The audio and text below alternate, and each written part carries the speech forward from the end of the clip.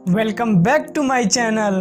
अगर आप लोगों ने नोटिस किया होगा तो इस चैनल पर वीडियोस अपलोड नहीं हो पा रही थी बिकॉज ऑफ सम रीज़न्स, और वो रीज़न्स भी मैं आप लोगों को बता देता हूँ।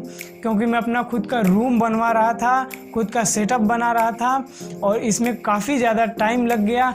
और मैं इसके साथ साथ नई नई एडिटिंग स्किल्स भी सीख रहा था, और जैसे प्रीमियर प्रो और फिल्मोरा जैसे सॉफ्टवेयर चलाना।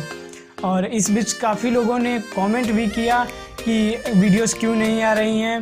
तो काफ़ी लोगों ने ये भी सोचा होगा कि मैंने गिव अप कर दिया, यूट्यूब को छोड़ दिया, लेकिन ऐसा बिल्कुल भी नहीं है। सेटअप बन के पूरी तरह से तैयार है, लेकिन बात रही वीडियो एडिटिंग स्किल्स की, तो वो तो मैं वीडियोस बनाते बनाते भी सीख सकता हूँ।